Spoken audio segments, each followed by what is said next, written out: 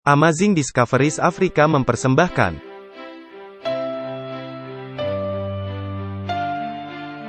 Walter Veith, Martin Smith, Martin Luther, tahun 1517. Konsili Trent, tahun 1545. Luka Parah, tahun 1798. Kebangunan Rohani Besar, tahun 1844. Ensiklikal Rerum Novarum, tahun 1891. Konsili Vatikan II, tahun 1962. Paus Francis, tahun 2013. Ensiklikal Laudato Si Perawatan Bersama Rumah Kita, tahun 2015. Pandemi COVID-19, tahun 2019. Pemilihan Presiden Amerika Serikat, tahun 2020. Ensiklikal Fratelli Tutti, tahun 2020. WhatsApp Prof 97, Puncak Sejarah Dunia Kedatangan Kembali Yesus Kristus. Selamat siang, selamat datang kembali dalam episode lain WhatsApp Prof. Saya Martin Smith, saya Walter. Hello Walter. Hai. Hari ini kita akan sedikit membahas, apa yang menjadi titik puncak zaman. Benar, karena adanya orang-orang yang bertanya, mengenai urut-urutan. Dan dunia di luar sana, memiliki banyak pandangan mengenai kedatangan kembali Kristus. Jadi, untuk penegasan, karena kita membahas peristiwa-peristiwa akhir zaman. Mari kita melihat urut-urutan yang akan terjadi hingga mencapai akhirnya. Dan ini pada dasarnya, sebagai pengungkapan Alkitab, bagi orang-orang yang memerlukan info lanjutan tentang topik ini.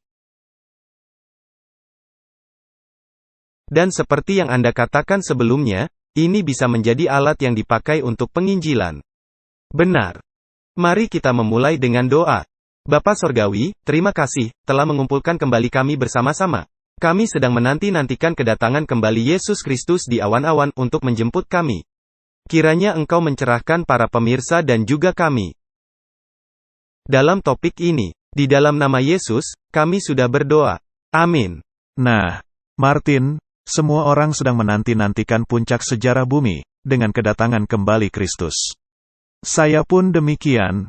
Ini adalah pernyataan Wesley yang terkenal. Saya hanya ingin tahu satu hal.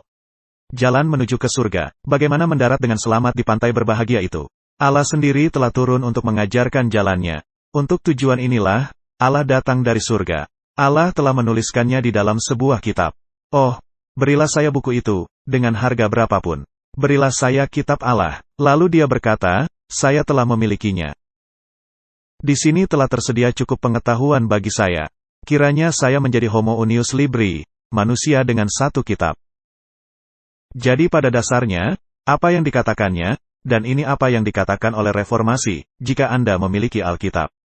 Maka harus ini, harus itu, mesti begini, mesti begitu, tambah ini, tambah itu. Yesaya 28 ayat 13. Anda semestinya tidak perlu khawatir, karena Allah telah menaruhnya ke dalam sebuah kitab. Dan kita mesti melihat apa yang dikatakan kitab itu. Kitab Kisah Para Rasul 1 ayat 11, Hai orang-orang Galilea, mengapakah kamu berdiri melihat ke langit? Yesus ini, yang terangkat ke sorga meninggalkan kamu, akan datang kembali dengan cara yang sama seperti kamu melihat dia naik ke sorga. Itu adalah lonceng kematian untuk paham spiritualisme. Benar, bukankah demikian? Karena mereka telah membuatnya menjadi peristiwa spiritual. Memaknainya hanya sebagai hal spiritual, kedatangan kembali yang sebenarnya, literal, dari Kristus. Itulah sebabnya, seperti yang dikatakan oleh Blavatsky, mencintai versi Alkitab Kabal, daripada yang baru, yang sering menceritakan akhir zaman, dan bukannya akhir dunia. Dan kedatangan Kristus bagi mereka, bukan kedatangan yang sebenarnya dalam awan-awan. Tetapi di sini kita mendapat suatu pernyataan jelas. Ini merupakan peristiwa yang sesungguhnya, literal. Jadi kita mesti bertanya, beberapa pertanyaan, mengapa Kristus mesti datang kembali? Bagaimana cara kedatangan kembali Kristus? Sehingga kita tidak menjadi bingung. Sangat penting, karena Kristus memperingatkan akan adanya Kristus-Kristus palsu. Dan setan juga akan menyamar menjadi Kristus. Benar. Jadi mengapa Kristus mesti datang kembali?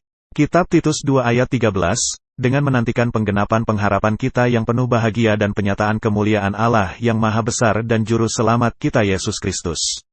Nah, tata bahasa di dalam bahasa Greka yang asli menyatakan dengan sangat jelas bahwa Allah yang Maha Besar dan Juru Selamat Yesus Kristus adalah satu dan sama. Jadi ini merupakan ayat kunci lainnya yang menceritakan mengenai Yesus. Dan itu merupakan pengharapan yang diberkati dan yang ditunggu orang banyak. Saya terpana, adanya orang-orang yang menghendaki peristiwa ini tidak terjadi. Ya, karena mereka terpaut kepada harta benda duniawi. Mereka pastinya tidak tertarik kepada pengharapan yang diberkati. Kitab Yohanes pasal 14 merupakan Alkitab miniatur saya untuk akhir zaman. Yohanes 14 ayat 1, janganlah gelisah hatimu, percayalah kepada Allah, percayalah juga kepadaku. Yohanes 14 ayat 2, di rumah Bapakku banyak tempat tinggal. Jika tidak demikian, tentu aku mengatakannya kepadamu, sebab aku pergi ke situ untuk menyediakan tempat bagimu. Yohanes 14 ayat 3, dan apabila aku telah pergi ke situ dan telah menyediakan tempat bagimu, aku akan datang kembali dan membawa kamu ke tempatku, supaya di tempat di mana aku berada, kamu pun berada. Martin, apakah ayat ini menceritakan yang sesungguhnya? Literal, ya. Anda mempercayainya? Apa yang salah dengan Anda? Saya sangat menyukai ayat ini. Dan saya sangat senang, ini dalam versi King James, di rumah Bapakku banyak tempat kediaman. Jika Anda membaca dalam versi modern, ada banyak rumah. Dan jika Anda membaca dalam Alkitab yang lebih modern, ini terbaca, ada tersedia banyak ruangan. Jadi, kembali mereka ingin menspiritualkan segala sesuatunya. Dan menurut ayat ini, Martin, kapan Anda pergi ke sorga, ketika Yesus menerima saya?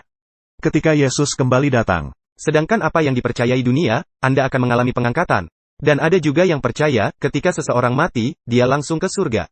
Jadi orang itu sudah ada di sorga. Jadi apa gunanya Yesus datang untuk menjemput umatnya, jika mereka sudah ada di sorga? Anda lihat, ini begitu sederhana dan masuk akal. Ketika Anda mengizinkan Alkitab menafsirkan dirinya sendiri. Seperti yang saya sebutkan dalam kesaksian saya, ketika Anda membaca ayat ini, dan dipimpin oleh Roh Kudus, maka akan menghapuskan semua kebingungan yang ada. Benar. Bacalah Alkitab, seperti apa adanya. Bagaimana cara Yesus datang kembali? Kedatangan Yesus akan terlihat secara universal. Kitab Wahyu 1 ayat 7, lihatlah. Ia datang dengan awan-awan dan setiap mata akan melihat dia. Jadi, setiap mata akan melihat kedatangan Yesus, Martin. Ini menarik. Kitab Matius 24 ayat 27, sebab sama seperti kilat memancar dari sebelah timur dan melontarkan cahayanya sampai ke barat, demikian pula lah kelak kedatangan Anak Manusia. Jadi itu akan merupakan peristiwa akbar. Dan setiap mata akan melihatnya. Setiap mata orang hidup akan melihatnya. Ini bukanlah peristiwa rahasia, yang terjadi di suatu tempat. Nah, apa artinya ketika dikatakan Yesus datang dalam awan-awan? Nah, paralelisme Ibrani, mesti menjawab hal ini buat kita. Kitab Mazmur 104 ayat 3, yang menjadikan awan-awan sebagai kendaraanmu, yang bergerak di atas sayap angin. Jadi ini masih belum jelas. Tetapi kita memiliki persamaan kata yang mereka pakai, awan-awan, kereta perang, kendaraan. Kita lanjut, dalam kitab Matius 24 ayat 30, dan mereka akan melihat Anak Manusia itu datang di atas awan-awan di langit dengan segala kekuasaan dan kemuliaannya. Nah, dalam doa Anda, Martin, Anda berkata, kedatangan Yesus melalui awan-awan. Tetapi kedatangan Yesus di dalam awan-awan. Lalu kita ingin tahu apa itu kereta perang, kendaraan, yang ada dalam kitab Mazmur 68 ayat 18. Kereta-kereta Allah puluhan ribu, bahkan beribu-ribu banyaknya para malaikatnya. Tuhan ada di tengah-tengah mereka, seperti di Sinai, masuk ke tempat kudus. Jadi sekarang kita mendapat gambaran yang jelas. Alkitab menafsirkan Alkitab. Jadi Yesus akan datang dengan ribuan dan jutaan para malaikatnya. Ini akan sangat luar biasa. Jika seorang malaikat berjalan menuju ke makam yang menyebabkan gempa bumi. Jika seorang malaikat membuat orang-orang jatuh, seperti orang mati, jika seorang malaikat menggulingkan batu besar itu dengan jarinya saja. Apa yang akan terjadi ketika miliaran malaikat datang? Jika seorang malaikat saja membinasakan 185.000 serdadu Syria dalam tempo semalam saja, 2 Raja-Raja 19 ayat 35. Maka saya pikir ini di luar pemahaman kita. Ya, dan mereka mencoba menjelaskannya sebagai malapetaka merah. Kitab 2 Tesalonika 1 ayat 7, pada waktu Tuhan Yesus dari dalam sorga menyatakan dirinya bersama-sama dengan malaikat-malaikatnya, dalam kuasanya. Kitab Lukas 9 ayat 26, apabila ia datang kelak dalam kemuliaannya. Dan dalam kemuliaan Bapa dan malaikat-malaikat kudus. Itu akan sungguh luar biasa, benar. Kemuliaan Allah begitu besar, melebihi matahari. Berkali-kali lipat, tidak ada mata manusia yang tahan memandangnya, dan tetap hidup, kecuali Anda telah dipersiapkan secara khusus. Bahkan Musa, hanya sedikit mencerminkan kemuliaan Allah, dan orang-orang Israel tidak tahan memandangnya. Kitab Matius 25 ayat 31, apabila anak manusia datang dalam kemuliaannya, dan semua malaikat bersama-sama dengan dia, maka ia akan bersemayam di atas tahta kemuliaannya. Jadi Kristus tidak datang sebagai seorang juru selamat yang sederhana, juru selamat yang berkorban, melainkan dia akan datang sebagai raja di atas segala raja, dan tuan di atas segala tuan. Jadi saya pikir, sudah jelas, bagaimana Kristus akan datang secara sangat luar biasa. Tepat sekali. Kitab Wahyu 5 ayat 11, menceritakan, maka aku melihat dan mendengar suara banyak malaikat sekeliling tahta, jumlah mereka berlaksa-laksa dan beribu-ribu laksa. Nah, Alkitab tidak memakai kata juta, atau miliar, atau triliun. Tetapi jika Anda mengalihkan, ini adalah miliaran para malaikat. Hal spektakuler. Ciri lain dari kedatangan Kristus kedua kali, ini akan terdengar telinga. Kitab 1 Tesalonika 4 ayat 16, sebab pada waktu tanda diberi, yaitu pada waktu penghulu malaikat berseru dan sangkakala Allah berbunyi, maka Tuhan sendiri akan turun dari sorga. Jadi semua orang akan mendengarnya. Nah, Martin, suara itu bahkan menembus telinga orang-orang mati. Ya. Dan yang membangkitkan orang-orang itu, keluar dari kubur. Kitab Matius 24 ayat 31, dan ia akan menyuruh keluar malaikat-malaikatnya dengan meniup sangkakala yang dahsyat bunyinya. Dan mereka akan mengumpulkan orang-orang pilihannya dari keempat penjuru bumi, dari ujung langit yang satu ke ujung langit yang lain. Jadi Martin, siapa yang akan dikumpulkan? Umat-umat pilihannya. Bukan yang lainnya. Anda mesti teliti, ketika membaca Alkitab. Apa yang benar-benar dikatakan Alkitab, dan bukannya pemikiran orang tentang Alkitab. Dan bukan apa yang orang ingin katakan. Benar, jadi kita tidak tertarik kepada persamaan dinamik. Kita hanya ingin tahu, apa yang Allah katakan. Dan satu ayat yang amat penting. Yesus tidak akan menyentuh bumi. Kitab 1 Tesalonika 4 ayat 16-17, dan mereka yang mati dalam Kristus akan lebih dahulu bangkit. Sesudah itu, kita yang hidup, yang masih tinggal, akan diangkat bersama-sama dengan mereka dalam awan. Untuk menyongsong Tuhan di angkasa. Demikianlah kita akan selama-lamanya bersama-sama dengan Tuhan. Di sini ada beberapa poin. Tuhan mengirimkan para malaikatnya untuk mengumpulkan umat-umatnya, dan mereka datang menyongsong ke awan-awan. Jadi, umat yang sisa akan bergabung dengan kelompok sangat besar para malaikat. Mereka akan diangkat bersama-sama dalam awan menyongsong Tuhan di angkasa. Demikianlah kita akan selama-lamanya bersama-sama dengan Tuhan. Jadi inilah peristiwa pada kedatangan kembali Yesus. Jadi, jika Anda membaca ayat ini, apa akibatnya kepada para perkumpulan rahasia itu? Tidak ada lagi hal yang bersifat rahasia. Itulah sebabnya, Yesus memperingatkan, jika engkau mendengar, Tuhan ada di ruangan, janganlah pergi ke sana. Jika Anda mendengar kabar ini, kabar itu, janganlah pergi. Dalam kitab Matius 24 ayat 26-27, Yesus memperingatkan, jadi, apabila orang berkata kepadamu, lihat, ia ada di padang gurun.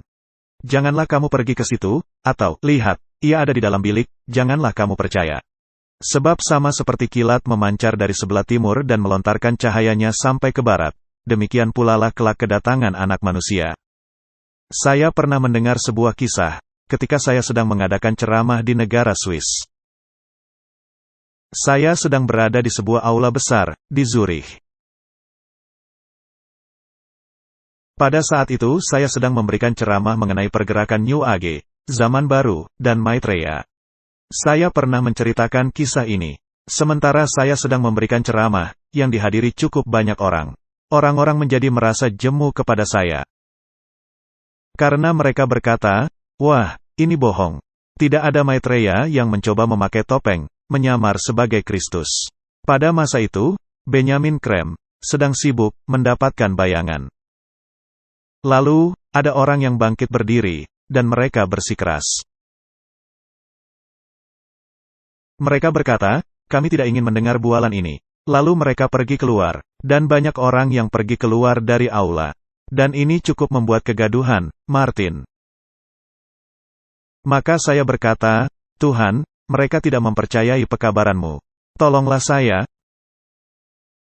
Dan saya terus lanjut dengan ceramah, dan dengan sisa orang-orang yang ada. Saya tidak bisa berbuat apa-apa, jika mereka tidak percaya. Dan itulah yang terjadi. Dan sekitar 20 menit kemudian, terjadi kegaduhan besar, dan orang-orang berlarian masuk kembali ke aula. Bukankah ini aneh? Saya pasti berpikir Anda pasti merasa terkaget-kaget. Ya, saya berkata, wah ada apa lagi, Martin? Apakah Anda mempercayai kebetulan, atau adanya penyertaan Allah? Adanya penyertaan Allah. Secara kebetulan, adanya suatu tempat, di sebuah hotel, di seberang tempat kami mengadakan ceramah. Benjamin Krem sedang mendapat bayangan dari Maitreya, tepat pada saat itu. Sementara saya sedang memberikan ceramah itu. Bukankah ini sungguh luar biasa? Dan ketika orang-orang ini keluar, segerombolan orang keluar dari hotel itu. Dengan banyak berteriak-teriak. Maitreya ada di sini. Maitreya ada di sini. Dan mereka membagi-bagikan barang di jalanan kepada orang-orang. Dan orang-orang berkata, ada apa? Ada apa? Mereka sangat bersemangat dan berkata, Benjamin Krem sedang dinaungi oleh Maitreya. Dan mereka menyadari, mungkin saya sedang tidak membual. Dan mereka kembali masuk ke dalam aula. Jadi, Anda jangan mendengar, jika dia ada di Zurich. Jangan pergi. Karena bukan begitu cara kedatangan Yesus. Dan kami juga sudah menunjukkan slide, jangan mempercayai. Rabi-rabi kenamaan, yang mengatakan sedang mengadakan komunikasi dengan Yesus. Kami memang sudah menunjukkan slide-nya. Kemudian, apa yang akan terjadi di saat kedatangan Yesus yang kedua kali? Ini merupakan pertanyaan logis, benar. Alkitab menceritakan, akan adanya kebangkitan orang-orang saleh. Kitab 1 Tesalonika 4 ayat 16, sebab pada waktu tanda diberi, yaitu pada waktu penghulu malaikat berseru dan sangkakala Allah berbunyi, maka Tuhan sendiri akan turun dari sorga. Dan mereka yang mati dalam Kristus akan lebih dahulu bangkit. Apakah ini menyiratkan akan adanya kebangkitan lain bagi orang-orang mati yang tidak di dalam Kristus? Ya. Jadi ada kebangkitan pertama, dan ada kebangkitan kedua. Kita mesti meneliti hal ini. Alkitab menjelaskan hal ini. Jadi, berapa lama, orang-orang yang lainnya, tetap mati? Ini merupakan pertanyaannya. Kitab Wahyu 20 ayat 5. Tetapi orang-orang mati yang lain, tidak bangkit sebelum berakhir masa yang 1000 tahun itu. Dan ini merujuk kepada pernyataan yang sebelumnya. Ini merupakan kebangkitan yang pertama, ketika menggambarkan kedatangan Kristus. Kebangkitan pertama adalah kebangkitan orang-orang saleh. Kitab Tesalonika sudah menjelaskannya dengan jelas. Dan orang-orang mati lainnya, tidak bangkit selama 1000 tahun yang selanjutnya. Nah, ada orang-orang yang berkata, wah Anda melompat-lompat dari kitab Tesalonika ke kitab Wahyu. Dan mungkin juga ke ayat yang ada di perjanjian lama. Tetapi tepat itulah apa yang dikatakan Alkitab. Anda mesti melakukan studi yang mendalam, dengan menggabungkan semua ayat-ayat, di sini sedikit, di sana sedikit, sehingga gambarannya penuh. Dan tidak meragukan. Ya itu sangat benar, sebab itu menunjukkan bahwa Anda tidak terkena salah penafsiran. Benar. Jadi mari kita pastikan, kebangkitan apa yang akan menyertai Anda, ketika Anda mati, sebelum kedatangan kembali Kristus. Kebangkitan yang mana, yang Anda inginkan, kebangkitan yang pertama. Benar. Kitab Wahyu 20 ayat 6. Berbahagia dan kuduslah ia, yang mendapat bagian dalam kebangkitan pertama itu. Ini berarti merupakan kesedihan yang amat sangat, jika turut serta dalam kebangkitan yang kedua. Jadi di dalam Alkitab ada dua kebangkitan, kebangkitan kehidupan, dan kebangkitan kebinasaan. Ini sangat jelas, benar. Pada kedatangan Yesus kedua kali, orang-orang saleh yang masih hidup, akan diubahkan. Karena akan terdapat orang-orang yang masih hidup. Kitab 1 Korintus 15 ayat 52-53, dalam sekejap mata, pada waktu bunyi nafiri yang terakhir. Nah, tadi kita sudah mendengar, Kristus akan datang, dengan bunyi sangkakala Allah, benar. Sebab nafiri akan berbunyi dan orang-orang mati akan dibangkitkan dalam keadaan yang tidak dapat binasa. Dan kita semua akan diubah. Jadi, kami di sini merujuk kepada orang-orang yang masih hidup. Karena yang dapat binasa ini harus mengenakan yang tidak dapat binasa. Dan yang dapat mati ini harus mengenakan yang tidak dapat mati. Itu adalah paralelisme Ibrani. Ini hanya mengulangi pemikiran yang sama dengan kata yang berbeda. Dengan kata lain, Anda menegaskannya, memberinya kuasa. Saya sangat senang cara mereka menuliskannya. Seperti yang Anda pernah katakan, dengan gaya chiasme, ini juga hilang dalam terjemahan modern. Ya, itu hilang sama sekali. Anda mesti melihat cara yang sama, hal yang sedang disoroti. Ini seperti kita memakai stabilo, hanya dalam hal ini Allah yang memakainya. Saya ingin Anda melihat hal yang tersembunyi di sini. Jadi, mari kita meringkaskannya, seperti dalam kitab 1 Korintus 15 ayat 20, ayat 22 dan 23. Tetapi yang benar ialah, bahwa Kristus telah dibangkitkan dari antara orang mati. Sebagai yang sulung dari orang-orang yang telah tertidur, meninggal. Hal menarik, dikatakan, mereka tertidur, benar, ya. 1 Korintus 15 ayat 21, sebab sama seperti maut datang karena satu orang manusia, Adam, demikian juga kebangkitan orang mati datang karena satu orang manusia, Kristus. 1 Korintus 15 ayat 23, Kristus sebagai buah sulung. Sesudah itu mereka yang menjadi miliknya pada waktu kedatangannya. Nah, ini adalah ayat yang menarik, karena adanya kebangkitan yang terjadi sebelumnya. Musa telah dibangkitkan, karena kita membaca Mikhael berbantah-bantah dengan iblis memperebutkan jasadnya. Dan Musa telah pergi ke sorga. Jadi Musa mengalami kematian dan kebangkitan. Tetapi Musa bukanlah buah sulung, melainkan Kristuslah yang menjadi buah sulung.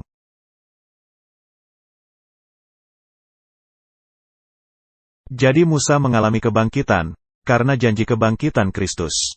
Jika Kristus tidak dibangkitkan, maka Musa tidak mungkin bangkit. Benar. Jadi Musa merupakan perwakilan mereka yang tertidur, yang akan dibangkitkan dari kematian. Dan Nabi Elia, mewakili orang-orang yang tidak mati. Karena itu, dua orang ini, mewakili hukum dan para nabi.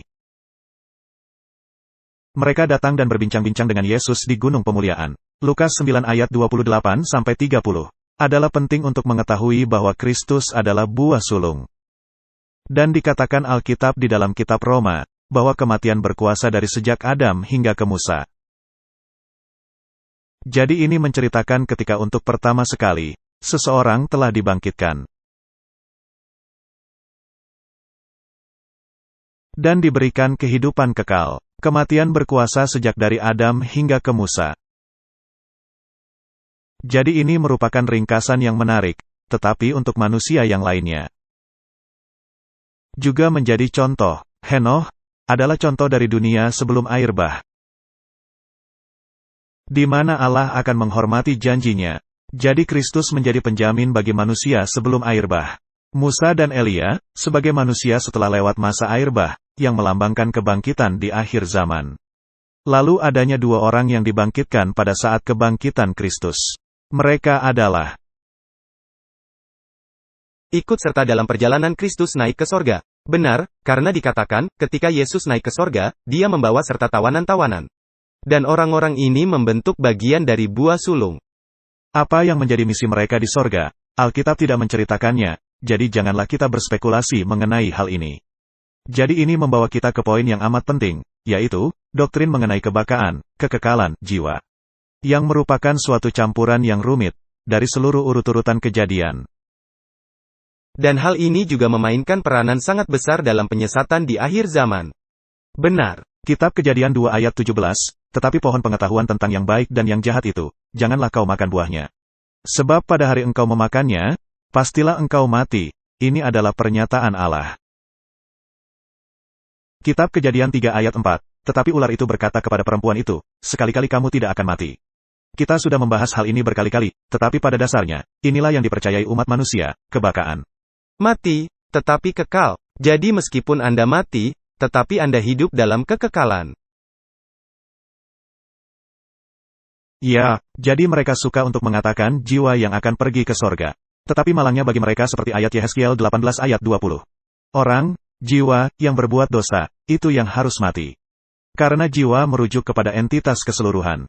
Jiwa adalah nafas hidup, ditambah dengan materi dari bumi, dan dipersatukan, dan manusia menjadi jiwa yang hidup. Seluruh entitas itu akan mati. Jadi tidak ada lagi yang hidup. Kitab 1 Timotius 1 ayat 17, hormat dan kemuliaan sampai selama-lamanya bagi Raja segala zaman, Allah yang kekal, yang tak nampak, satu-satunya Allah yang bijak, yang esa. Amin. Dengan kata lain, satu-satunya yang kekal hanyalah Allah, dan hanya Allah yang bisa memberikan hidup kekal. Kitab 1 Timotius 6 ayat 14, turutilah perintah ini, dengan tidak bercacat dan tidak bercela, hingga pada saat Tuhan kita Yesus Kristus menyatakan dirinya. Itulah tugas kita. Jadi lakukan dan dengar seperti orang-orang yang hidup menuruti hukum, benar. 1 Timotius 6 ayat 15, yaitu saat yang akan ditentukan oleh penguasa yang satu-satunya dan yang penuh bahagia, Raja di atas segala raja dan Tuan di atas segala tuan. Ayat 16, dialah satu-satunya yang tidak takluk kepada maut, ini sungguh sangat jelas. Jadi doktrin kebakaan, kekekalan, jiwa tidaklah alkitabiah. Ini merupakan doktrin Katolik Roma, dan juga doktrin kekafiran. Bersemayam dalam terang yang tak terhampiri. Seorang pun tak pernah melihat dia dan memang manusia tidak dapat melihat dia. Baginya lah hormat dan kuasa yang kekal. Amin. Dan kitab 1 Timotius 6 ayat 16, dalam versi King James berkata, Dialah satu-satunya yang tidak takluk kepada maut, bersemayam dalam terang yang tak terhampiri. Seorang pun tak pernah melihat dia dan memang manusia tidak dapat melihat dia. Baginya lah hormat dan kuasa yang kekal. Amin. Jadi kita tegaskan, tidak seorang pun yang bisa memandang Allah, jika orang itu berdosa dan bisa tetap hidup. Yang akan dibinasakan oleh sinar terang kedatangannya. Jadi, jelas jika Anda ingin hidup di hadapan Allah, Anda mesti memiliki tubuh yang kekal. Jadi Musa mesti dibangkitkan dalam tubuh yang kekal, yaitu yang dapat bertahan berdiri di hadapan Allah. Saat sebelumnya, ketika Musa bersama-sama dengan Allah, Allah mesti menyelubungi kemuliaannya memakai awan. Ketika Allah diminta untuk menunjukkan kemuliaannya, Allah berkata, Engkau tidak bisa melihatku dan tetap hidup. Tetapi, aku akan menyembunyikan engkau di tebing jurang, dan menudungi engkau dengan tanganku. Dan ketika aku berjalan, engkau bisa melihatku dari belakangku. Dan bahkan tidak bisa melihatnya dari depan. Ya, jadi ini sungguh luar biasa, tidak ada manusia bisa tetap hidup, dalam keadaannya yang berdosa. Di hadapan hadirat Allah. Jadi apa yang diceritakan hal ini bagi kita? Hal yang akan menimpa orang-orang yang tidak bertobat di akhir zaman, mereka akan dibinasakan. Dan ini bukan perbuatan Allah, karena Anda akan dibinasakan, karena berpaut kepada dosa Anda. Itulah sebabnya Alkitab berkata, manusia durhaka akan dibinasakan oleh sinar terang kedatangan Yesus. Jadi mari kita tegaskan, meskipun kita sudah berulang kali membahasnya, tetapi demi kejelasan. Katekismus Gereja Katolik mengajarkan, bahwa manusia itu bersifat baka, kekal. Gereja mengajarkan bahwa setiap jiwa spiritual itu bersifat kekal. Dan tidak binasa, ketika terpisahkan dari tubuh, pada saat kematian. Itu adalah filsafat Greka. Ini bukanlah kisah Alkitabiah. Apakah mereka mengetahui hal ini? Ya. Ensiklopedia Katolik Baru, memberitahu kita bahwa jiwa di dalam Perjanjian Lama, bukanlah bagian dari manusia. Dengan kata lain, ini tidak terpisahkan. Mereka tahu akan hal ini. Dan manusia seutuhnya, adalah makhluk yang hidup. Mereka begitu angkuh. Di hadapan pengetahuan ini, mereka masih menyatakan, untuk lebih mempercayai ular, daripada kepada Allah. Jadi bahkan di dalam Perjanjian Baru, ini mengartikan kehidupan manusia, kehidupan dari seseorang sebagai objek yang menyadari. Jadi, Alkitab tidak mengajarkan, kata mereka. Tetapi mereka mengajarkan, lalu melanjutkan, ketika Anda ingin membahas, mengenai penafsiran kitab suci. Dikatakan, Perjanjian Baru tidaklah mengajarkan kebakaan jiwa dalam pengertian Helenistik, Greka. Adanya prinsip kebakaan dari orang-orang mati. Mereka mengetahui hal ini, Martin.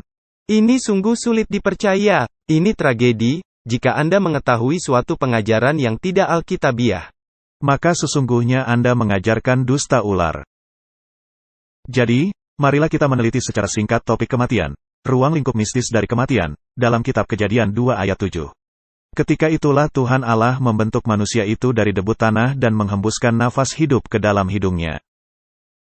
Demikianlah manusia itu menjadi makhluk yang hidup. Jadi manusia hanya menerima.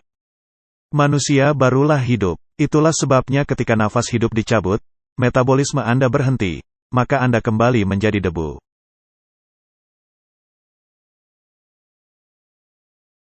Jadi debu tanah ditambah nafas hidup, menjadi jiwa yang hidup. Ini adalah definisi dari Alkitab. Kitab Daniel 12 ayat 13.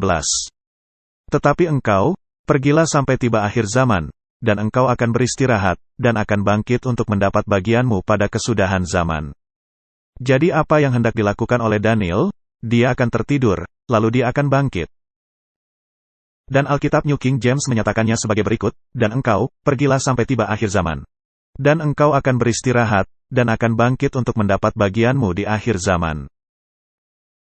Jadi dinyatakan dengan lebih jelas, Anda tidak langsung ke surga, pada saat kematian. Anda beristirahat, dan Anda akan menerima hidup kekal pada akhirnya. Kita melihat kitab Yohanes 11 ayat 11 yang berkata, demikianlah perkataannya, dan sesudah itu ia berkata kepada mereka, Lazarus, saudara kita, telah tertidur.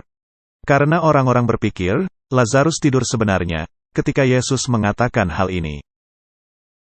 Karena Yesus berkata, Lazarus telah tertidur, tetapi aku pergi ke sana untuk membangunkan dia dari tidurnya. Maka kata murid-murid itu kepadanya, Tuhan, jikalau ia tertidur, ia akan sembuh. Yohanes 11 ayat 13, tetapi maksud Yesus ialah tertidur dalam arti mati, sedangkan sangka mereka Yesus berkata tentang tertidur dalam arti biasa. Yohanes 11 ayat 14, karena itu Yesus berkata dengan terus terang, Lazarus sudah mati.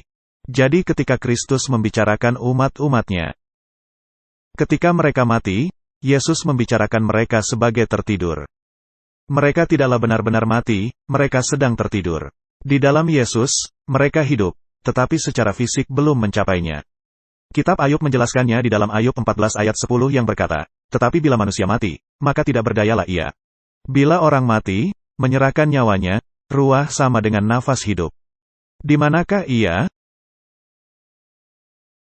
Jadi kata Ibrani, Gava, berarti mati, menyerahkan nyawa, binasa, menuju binasa. Nah, berapa lama mereka akan pergi?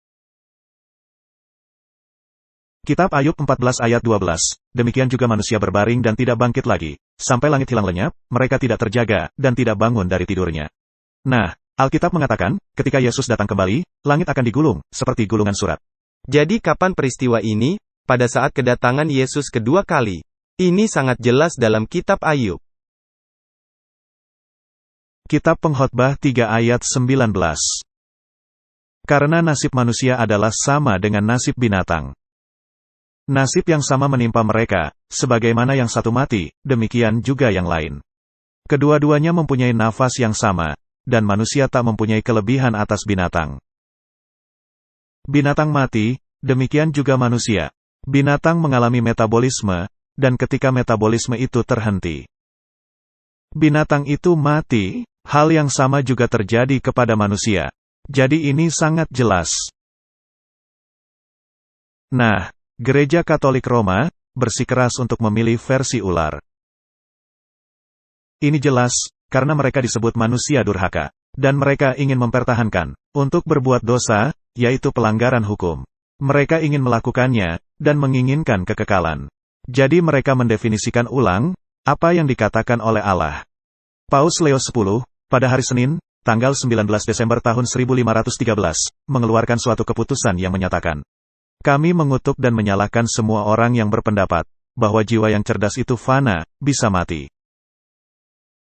Dan mengapa Paus melakukan hal itu? Disebabkan oleh karena kaum reformator, antara lain Martin Luther, mempercayai, ketika orang mati, itu artinya orang itu tertidur. Jadi keputusan itu ditujukan kepada hal yang dianggap bidat dari orang-orang yang menyangkal kekekalan jiwa, dan yang memegang teguh kekekalan manusia, hanya berdasarkan persyaratan. Jadi manusia hanya bersifat kekal, jika menuruti suatu persyaratan. Jadi Paus sangat menentang hal ini, dan menganggap Anda seorang bidat, jika Anda mempercayai hal ini. Benar. Dan Martin Luther membuat pernyataan berikut. Kita mesti memandang kematian kita dengan terang yang benar. Sehingga kita tidak mesti terkejut, karena hal ini, seperti yang dilakukan oleh orang-orang tidak percaya. Karena di dalam Kristus, ini memang bukan benar-benar mati. Melainkan hanya sekedar tidur nyenyak, manis dan singkat saja, yang melepaskan kita dari lembah air mata. Dari dosa, dan dari rasa ketakutan dan dari kematian yang sesungguhnya. Dan dari semua kemalangan yang ada dalam kehidupan ini. Dan kita akan merasa aman dan tidak khawatir, beristirahat dengan nyaman untuk waktu singkat, sama seperti di atas sofa.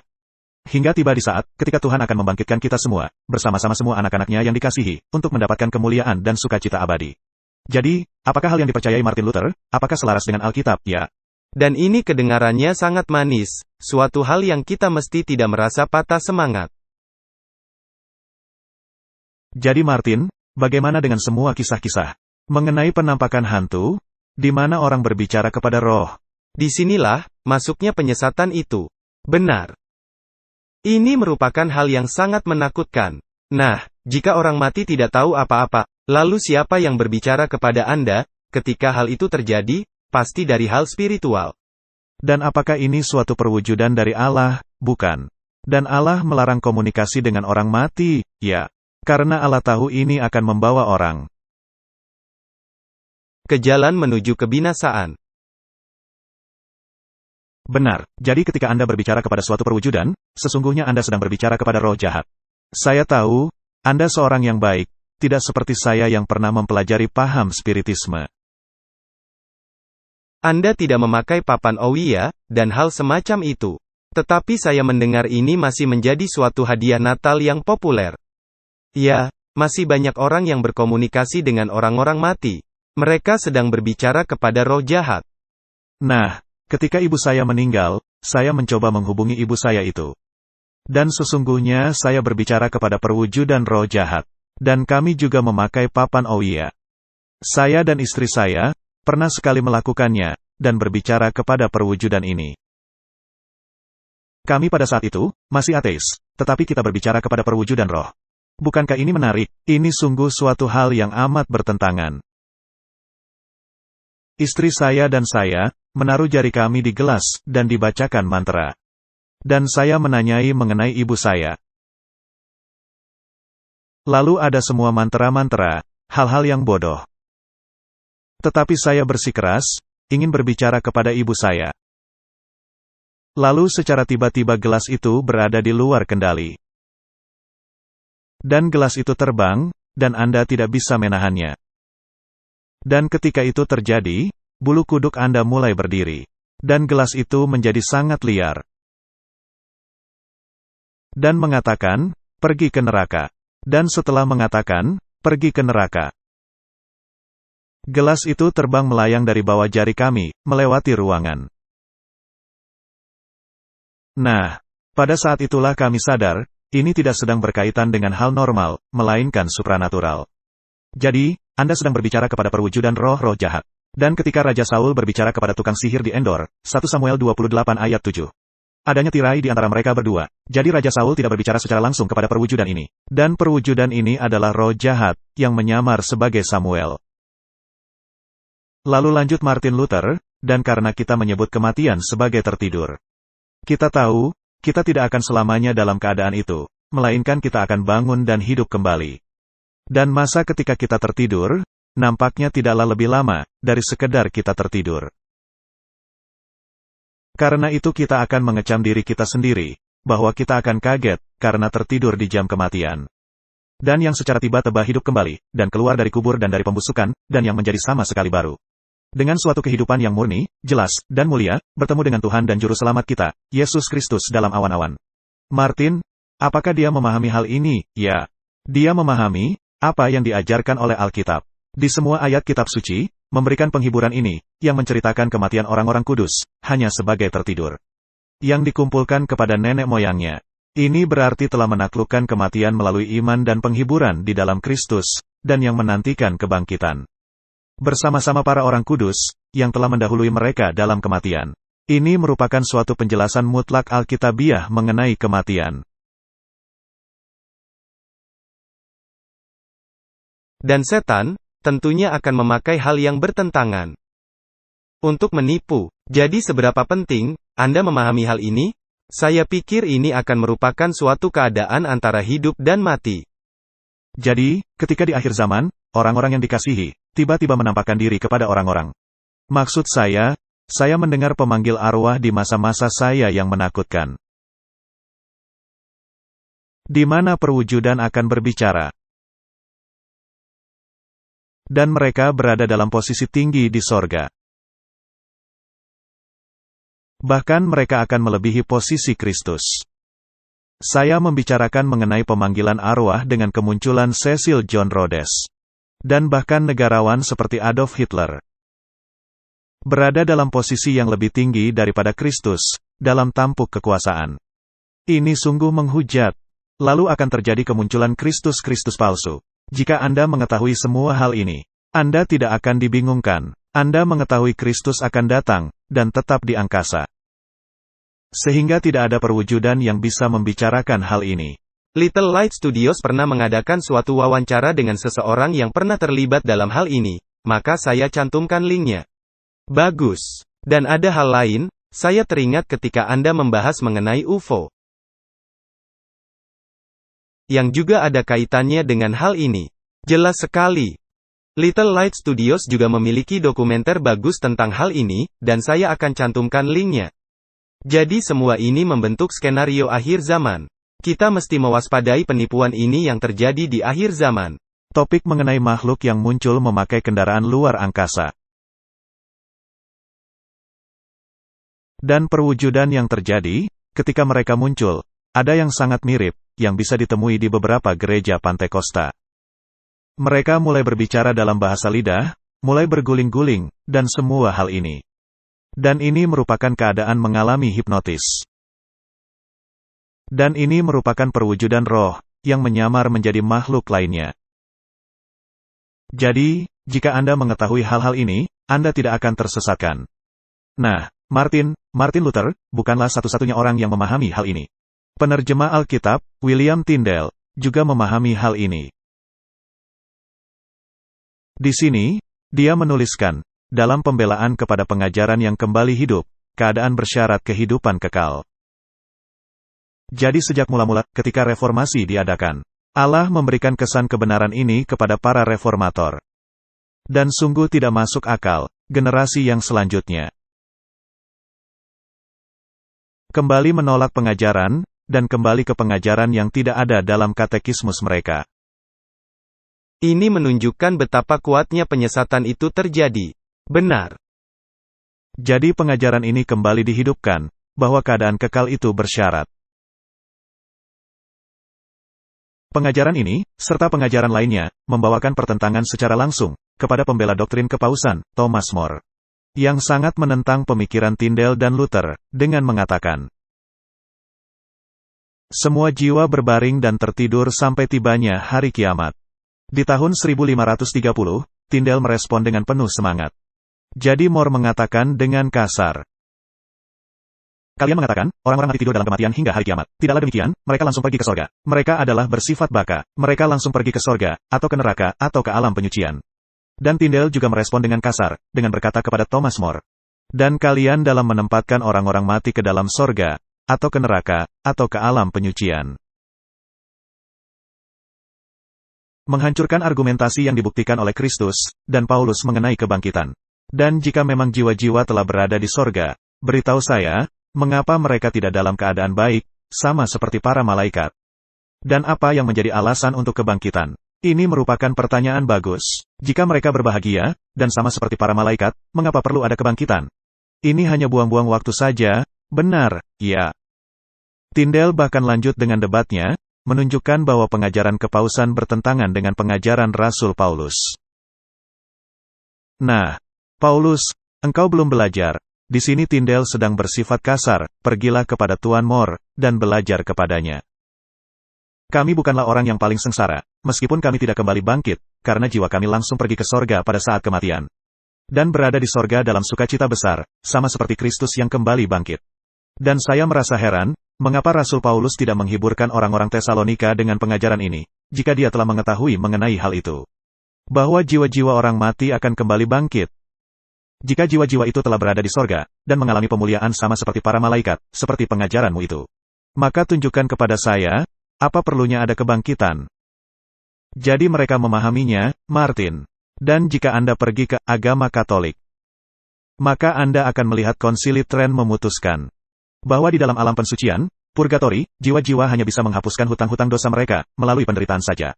Jadi tidak ada keselamatan dalam iman. Tidak ada penghisaban, penerapan kebenaran Kristus. Anda mesti diselamatkan oleh perbuatan Anda saja, bahkan di dalam kematian.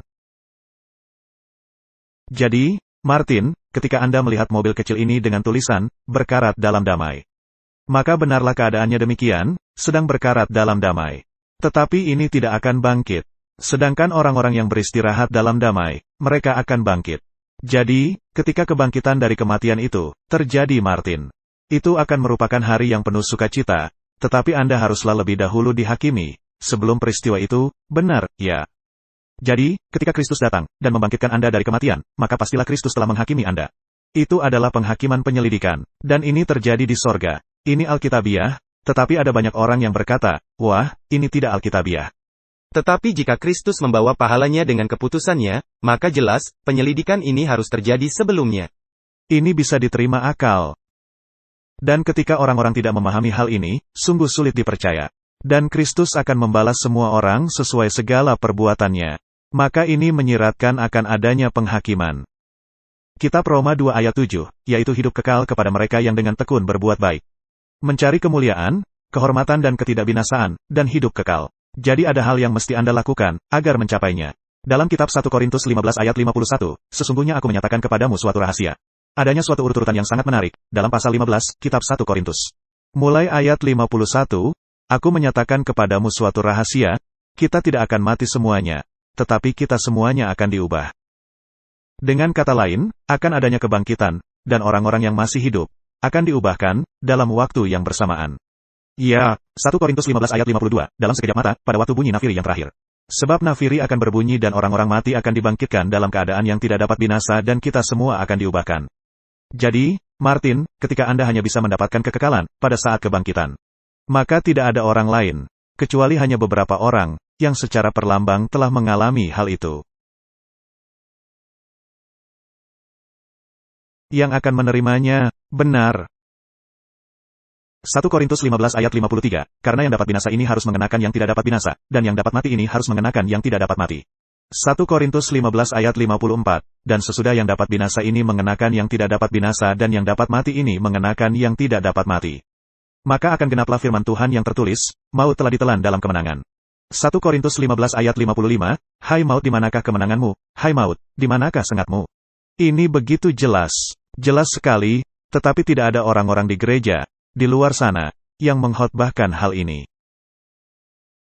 Ya, mereka mengambil ayat terakhir, yaitu ayat 55, dan membacanya dan menaruh orang-orang ke sorga. Tetapi jika mereka mau membaca ayat-ayat yang sebelumnya, dan mereka menghilangkannya, ini tidak bisa terjadi, karena hanya pada saat kebangkitan, hal ini terjadi. Benar. Jadi kembali kita memastikan hal ini, seperti ayat 2 Timotius 4 ayat 7-8, aku telah mengakhiri pertandingan yang baik. Aku telah mencapai garis akhir dan aku telah memelihara iman. 2 Timotius 4 ayat 8, sekarang telah tersedia bagiku mahkota kebenaran, yang akan dikaruniakan kepadaku oleh Tuhan, Hakim yang adil, pada hari itu. Tetapi bukan hanya kepadaku, melainkan juga kepada semua orang yang merindukan kedatangannya. Pada hari itu, apakah itu pada hari kematian, atau pada kedatangan Yesus kedua kali? Pada kedatangan Yesus kedua kali. Tepat sekali, ini begitu jelas di dalam kitab suci. Dan ini merupakan kelegaan luar biasa. Ketika ayah saya meninggal dunia, saya mengalami pengalaman sangat janggal. Saya sendirian di ranjang rumah sakit ayah saya, pada malam dia meninggal dunia. Dan nafasnya semakin pendek, dan pada akhirnya dia meninggal. Dia berhenti bernafas. Dan Martin, ketika ayah saya itu berhenti bernafas, dia tiba-tiba bangun, dan duduk di tempat tidurnya, dengan lengan terbuka lebar, seolah-olah dia sedang menyambut seseorang. Dan saya mengalami perasaan yang sangat janggal. Dan ketika saya menyetir mobil, pulang ke rumah, dari rumah sakit malam itu. Dan saya menyadari, akan adanya perwujudan yang menyertai saya di dalam mobil. Ini merupakan suatu peristiwa yang sangat janggal. Ingat, pada masa itu saya sangat mendalami spiritualisme. Saya pulang ke rumah. Saya masuk dan duduk di sebuah kursi, di ruang tamu. Pintu sedang tertutup, dan secara tiba-tiba gorden terbuka. Nah, itu sangat menakutkan, ketika terjadi. Tetapi dalam ketidaktahuan saya pada dasarnya berkata, selamat tinggal. Kepada perwujudan ini, dengan saya meyakini bahwa itu adalah roh dari mendiang ayah saya. Nah, siapa yang membuat perwujudan itu? Untuk pembelajaran saya, setan. Dan apakah setan melakukan hal ini di seluruh dunia? Ya. Dan apakah setan memakai film-film untuk menyebarluaskan hal ini? Ya, terus-menerus. Ini merupakan kartu as setan. Itulah sebabnya, kita mesti mengakar kuat kepada kitab suci, untuk memahami semua hal ini. Ini begitu penting, seperti kata Anda, ini merupakan kartu as. Ini merupakan cara yang dipakai setan. Karena ini sangat berdampak kepada emosi Anda. Jika berkaitan dengan orang mati, dan ada keinginan kuat dalam diri Anda, untuk berkomunikasi dengan mereka. Itu yang menjadi alasan mengapa saya ingin berbicara kepada mendiang ibunda saya. Beliau meninggal dunia, ketika saya berumur 12 tahun. Dan ketika saya menemukan apa yang dikatakan oleh kitab suci. Ini sungguh melegakan. Dan ketika saya menyadari keadaan orang mati, saya merasa lega. Bersyukur kepada Tuhan, seperti itu. Karena selalu ada pemikiran.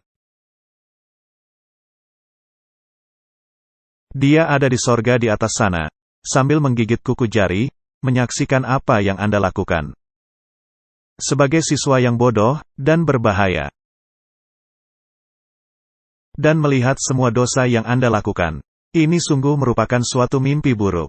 Untuk menyaksikannya, atau melihat anak-anak Anda berjuang melalui masa-masa sulit, dengan tidak ada orang yang menolong mereka.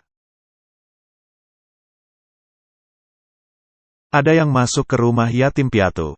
Ada yang berbahagia, ada yang tidak berbahagia. Semua hal itu menghilang begitu saja. Orang-orang mati itu tidak tahu apa-apa. Mereka tertidur, hanya Allah yang tahu segala sesuatu. Dan hanya Allah yang bisa membebaskan Anda dari semua kesalahan-kesalahan, dan hal-hal yang menyertainya. Jadi Anda ingin mengakui dosa-dosa Anda kepada Allah, dan ingin membereskan segala sesuatunya dengan Allah.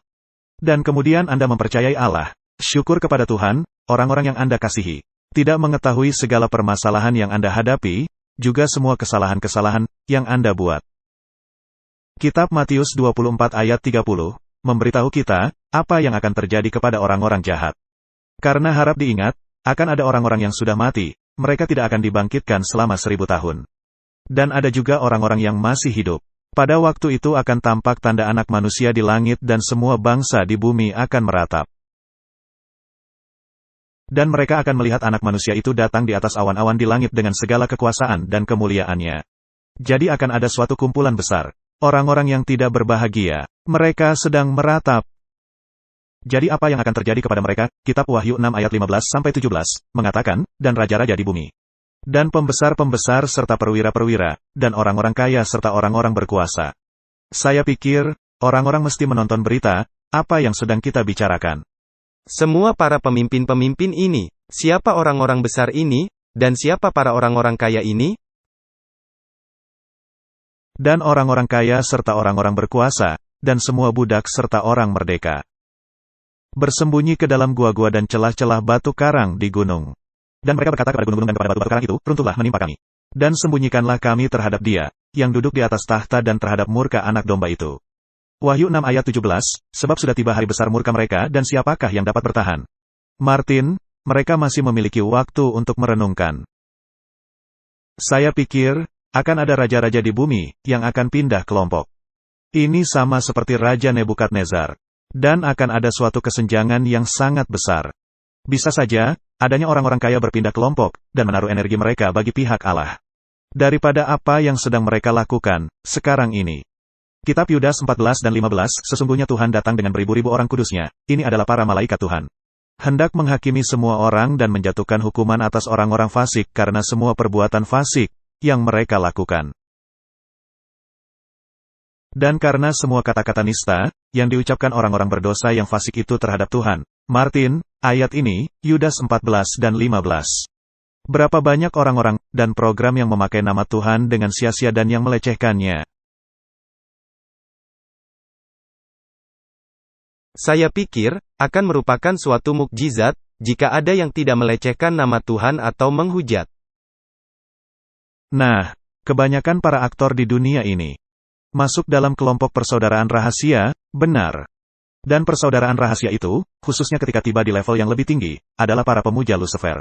Dan mereka membenci Kristus. Karena itu, merupakan suatu kebiasaan bagi mereka untuk memakai nama Tuhan dengan sia-sia.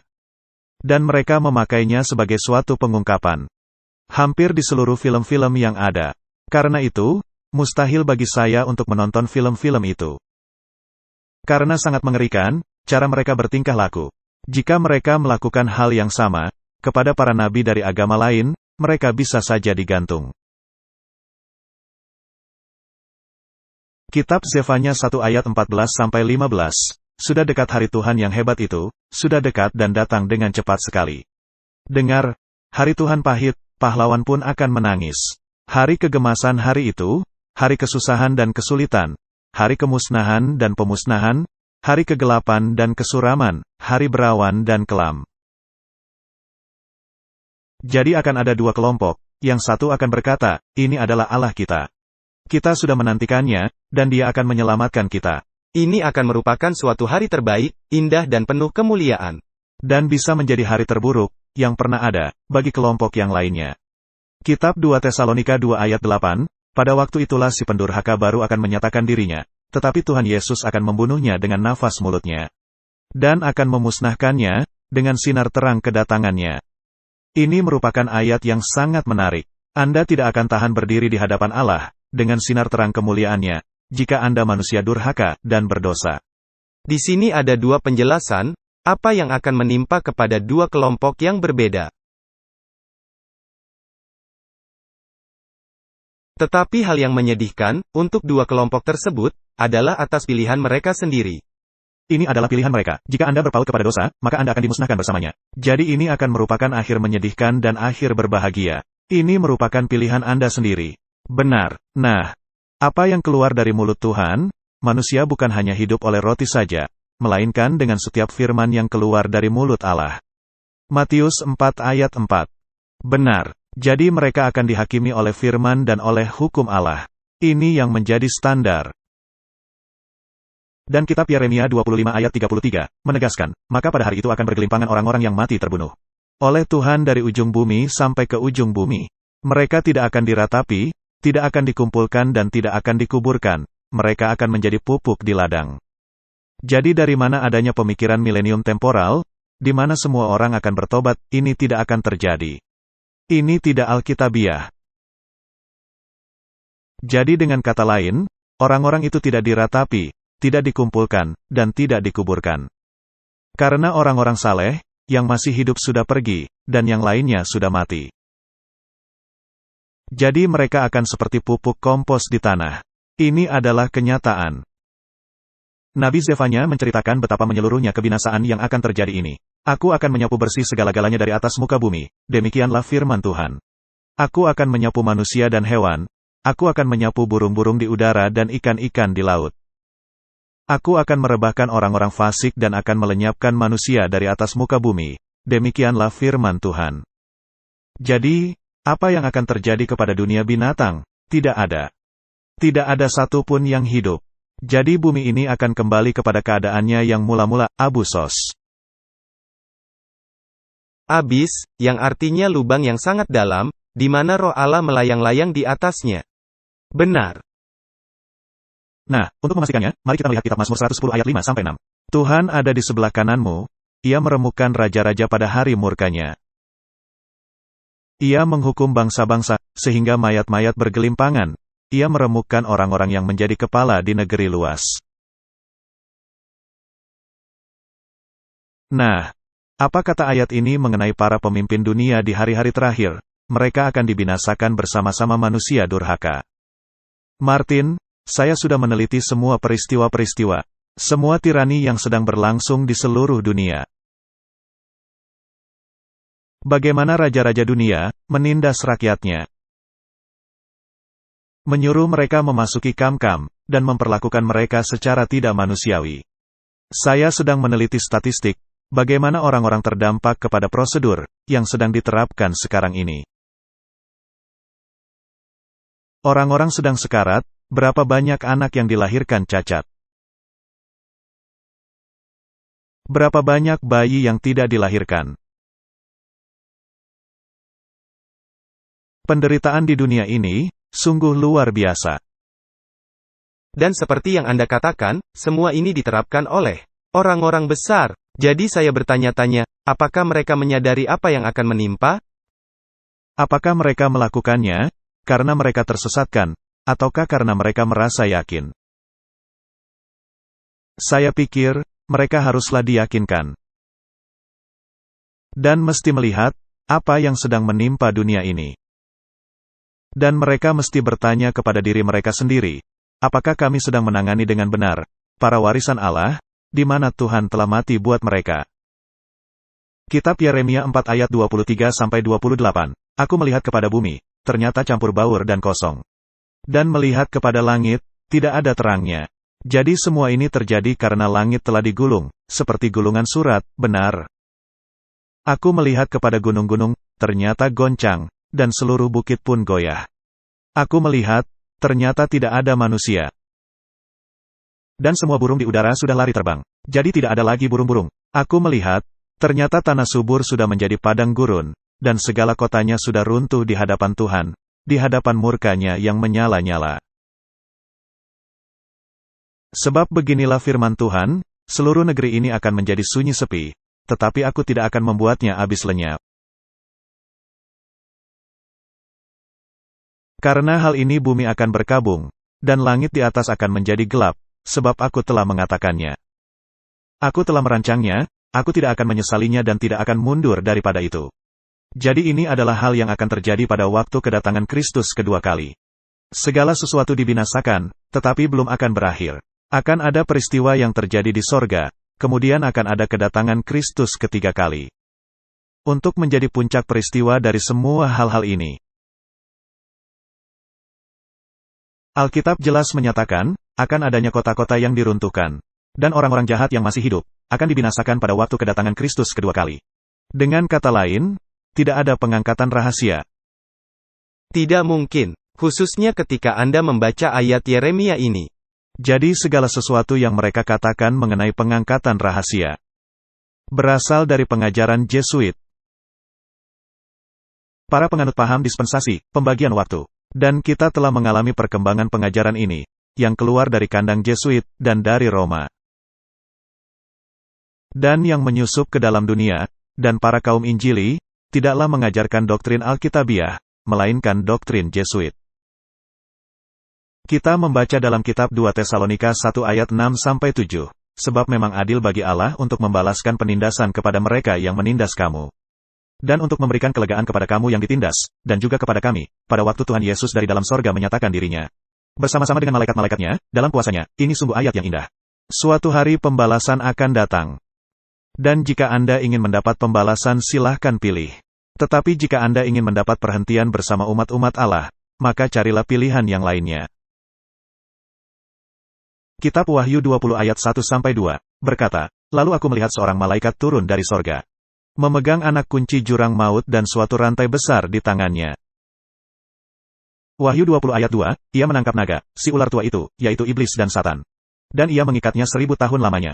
Jadi, Martin, untuk selama 1000 tahun, iblis dirantai di bumi, di dalam pengertian tidak adanya manusia lagi. Untuk dibuat bingung, atau untuk disesatkan.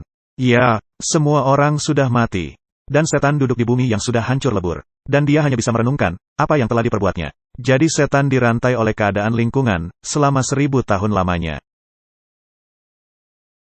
Kitab Mazmur 68 ayat 7 berkata, Allah memberi tempat tinggal kepada orang-orang sebatang kara. Ia mengeluarkan orang-orang yang diikat memakai rantai, tetapi pemberontak-pemberontak tinggal di tanah yang gersang. Nah, apakah ini rantai spiritual, rantai keadaan lingkungan, atau rantai yang sebenarnya, rantai keadaan lingkungan? Tepat sekali, jadi dengan cara yang sama, iblis dirantai oleh suatu keadaan lingkungan. Jadi ini yang akan terjadi pada masa milenium, 1000 tahun. Mil, annus, berarti 1000 tahun. Jadi untuk selama 1000 tahun. Orang-orang jahat yang sudah mati, tidak akan dibangkitkan. Mereka akan dibiarkan mati selama 1000 tahun, kata Alkitab. Semua binatang-binatang, semua kota-kota, segala sesuatunya sudah dibinasakan. Orang-orang saleh telah berjumpa dengan Tuhan di angkasa, dan mereka telah pergi. Dan orang-orang mati yang tidak di dalam Kristus, akan tetap mati. Dan hanya iblis dan para malaikatnya akan diikat di bumi, oleh rantai keadaan lingkungan. Jadi, Martin, pada dasarnya, ini merupakan kesimpulan, benar, ya. Nah, ketika Alkitab membicarakan mengenai peperangan Armageddon, apa yang dimaksudkannya? Ketika Alkitab membicarakan mengenai peperangan Gog dan Magog, apa yang dimaksudkannya? Bagaimana kita bisa mencocokkan semua ini dengan kitab suci? Jadi secara ringkasnya, peperangan Armageddon adalah peperangan yang terjadi ketika Kristus datang kembali. Kristus akan berperang melawan raja-raja bumi, dan terhadap semua orang-orang yang tidak bertobat, dan mereka semua dibinasakan oleh cahaya terang kedatangannya. Dan dengan peristiwa puncak, dari malapetaka yang ketujuh. Tetapi saya pikir, kita mesti membahas topik itu, dalam cara yang lebih mendalam. Dan yang membahas, peperangan apa yang akan terjadi ini. Dan menggambarkan Armageddon. Dan menggambarkan apa yang terjadi selama waktu 1000 tahun, dan menggambarkan apa yang terjadi dalam peperangan Gog dan Magog. Dan kemudian kita bisa meringkaskannya dengan urut-urutan yang benar, sesuai Alkitab apa yang membentuk urut-urutan peristiwa. Mungkin kita mesti membuat bagian 2. Dan melanjutkan diskusi ini, dalam pembahasan yang lainnya. Ya, itu akan sangat bagus. Baiklah, mari kita berdoa. Bapa Sorgawi, kedatangan Kristus kedua kali, akan menjadi peristiwa yang penuh kemuliaan. Tetapi yang juga akan merupakan peristiwa tragis. Yang kemungkinan, bagi sejumlah besar umat manusia. Maka karena itu, adalah amat penting, kami mengetahui urut-urutan peristiwa. Dan juga memahami apa yang menjadi peranan kami. Yaitu dengan mengakui dosa-dosa kami, dan meninggalkan dosa-dosa kami. Dan yang menuntut kebenaran Kristus. Karena pembenaran oleh iman. Merupakan paspor besar, yang kami perlukan, dan pengudusan, merupakan jalan kami menuju sorga.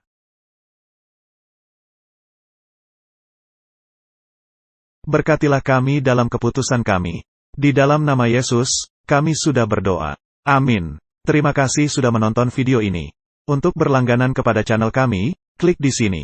Untuk mendapat pemberitahuan, klik tanda lonceng. Untuk menonton video selanjutnya, klik di sini. Terima kasih, dan sampai bertemu kembali.